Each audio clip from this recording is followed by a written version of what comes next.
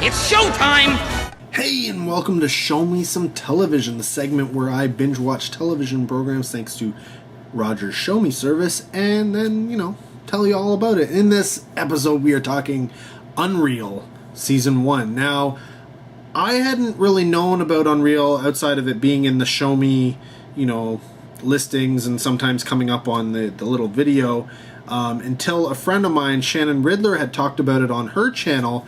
And we talked a little bit about it. I didn't know anything really about it, and she explained it as, reality TV, behind the scene, a show that's a fictional look at behind the scenes of reality television and how it's manipulated and such. And that's what got me wanting to watch this. Outside of that, I didn't know anything about it. And it's not, well, some of that does take place in the show. The show really is a soap opera. So fans of soap operas, or the upscale soap operas like 90210 and Dallas and Melrose Place and all that kind of stuff going on, if you're into that kind of stuff, then I really think you're going to be into UnReal, especially if you also love reality television and shows like The Bachelor and Bachelorettes, that kind of stuff, because essentially UnReal is behind the scenes of a made-up version of like The Bachelor. And so it stars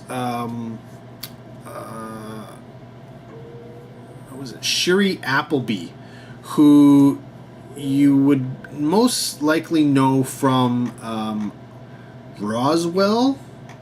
I think it was Roswell was her big ticket to fame. She was in like 61 episodes. She played Liz Parker. She's been in a lot of stuff since then, a lot of recurring roles in certain television series, and then a bunch of movies and such. But that's where most people are going to know her from. And she essentially is she's a producer, and she's really she's brought in essentially because she's really good at manipulating people, which is the behind the scenes stuff, right? She has a boss who, technically also a producer, but is more on the executive producer. This is my global vision.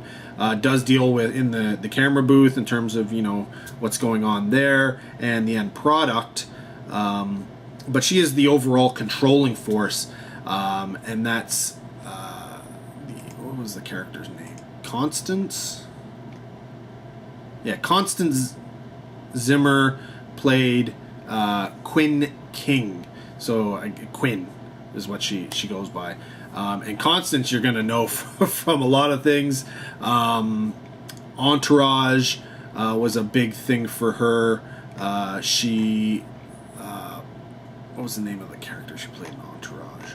I can't remember. Entourage. She played Dana Gordon. Fans of Transformers, Robots in Disguise, she voices Strong Arm, but she's been all sorts of the House of Cards, Agents of S.H.I.E.L.D., she's Rosalind Price, and all sorts of other movies and things like Boston Legal. If you watch that, she was Claire Sims, Joan of Arcadia even. So she's had recurring roles in a lot of stuff. And so she plays sort of, if Shiri Appleby's character is, I should probably refer to them as by their character names, right? Rachel is the manipulative producer of the people below her. Quinn is the manipulative person in regards to the crew. So she manipulates the crew to get the crew to do what she needs them to do, which includes manipulating the cast and such. And so you've got her, but there's also Craig Bierko, who is also I guess he's a producer. He plays the character of Chet, and he essentially is the owner of the show. He stole the idea from Quinn and Quinn's old partner, and took it as his own and essentially made, their version of The Bachelorette, as if it was his own idea. But he's sort of like the main producer. But he's really he's the guy who deals with the studios more so than the crew and the cast. But he still does, because you got to have apparently this show is ultimately about how many antagonists you can have scheming and conniving and doing their thing as possible, because right, like The Bachelor and The Bachelorette, you have all of those contestants. Any reality television show, they're all kind of scheming and how can I one up the other person and all that kind of stuff. So you have that going on in that portion of the show. Then you have the next portion up of the show where you have crew members who are sort of scheming and such to get the upper hand and get advancement in the world of reality television or production or movies or whatever in general, and then you get the upper echelon who are also like the levels of scheming and is just like one layer over another layer over another layer, and they there's all sorts of trickle down effects and trickle up effects and such, and then you've got, I guess, a fourth. Well, there's multiple main characters in this first scene, but you get the fourth main person, who is Josh Kelly, who is a cinematographer. He's the camera guy. Jeremy, I can't remember his last name, who is a past love interest of Rachel's, but he's currently engaged to be married to, I don't think she works on the at least I didn't, well, as far as I know, she didn't work on the show, but she was there regularly. Maybe she did work on the show, I can't remember, but it seemed like she didn't have much of a job if she did. But yeah, anyways, so honestly, there are just all of these. Oh, and like I said, it is it's a bachelor type thing. So you've got all of these bachelorettes, and I'm not going to go through all the people who are playing these characters, but there is in this case it's a bachelor show, and the bachelor is Adam Cromwell. He's royalty, right? So he's a playboy, but he's doing the show because he's had a bad stigma put on him, and he's almost been disowned by his royal family. And so this is what he's attempting to do everything on his own. He wants to be his own person and away from this whole, aristocracy that he's involved in. And so he is,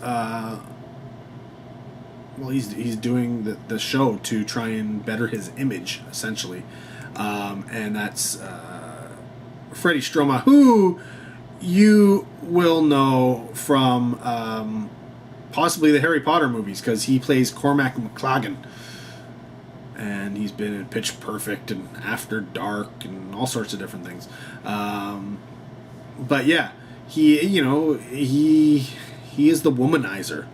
And he is also a manipulator, because he has to manipulate these girls to get them to do what the producers need them to do, because he has a certain direction and all this kind of stuff. So honestly, it really is a soap opera, but it's just, love triangles, cheating and all that kind of stuff over and over and over again. So if that is your thing, if you really want to if you love delving, you love reality television because you get to delve into the real lives of people and all their juicy stuff, then UnReal really is for you. I was kind of hoping more for the behind the scenes aspects in terms of directing reality television in a certain way, and though it is there, it's not really the main focus. Most of the stuff that happens in this in regards to that is, oh, we need juicier stuff. We need more, things to get on camera. We need to up the ratings type thing. And so you have that going along. I think it might be okay if the show that they were making and the footage they were shooting actually looked good. But I mean, I don't watch The Bachelor and The Bachelorette, but I know that it at least looks better in this. But I'm looking at this, their dailies and their commercials for it, and I'm like, oh my god, if anybody actually watched this stuff, it is production value garbage. And yet it's supposed to be like #1 rated television show or something like that, right? I'm just like, oh my god, this is garbage. Garbage. And I'm watching a show about making this garbage. Had it been a little bit, the production value is a little bit better, then I might have been able to work with it more and enjoy that behind the scenes aspect, but it wasn't what I was expecting. I really was expecting more of the, oh, we didn't get the shot we wanted, so something really spontaneous happened, and it's like, oh, that was great, but we didn't have the cameras rolling, or, oh, that was great, but we only had the one camera on you, and we really need to get the reaction shot, so we're going to have to redo that. So everybody do exactly what you did and do it and actually have the end product turn out and look good instead of what you see them make. And it's like, oh yeah, let's get the cameras rolling. We have 3 cameras on. Can we edit this to make it seem like it's really good? And then they go, here's the edit. And you're like, it still looks like crap. And they're like, oh, that's perfect. And I'm like, that's still crap. So that's where the show kind of failed me. I was hoping for manipulation of events in behind the scenes reality television to end up with an outcome that was actually really cool and awesome. Yes, there is manipulation and stuff going on behind the camera. Most of it drama.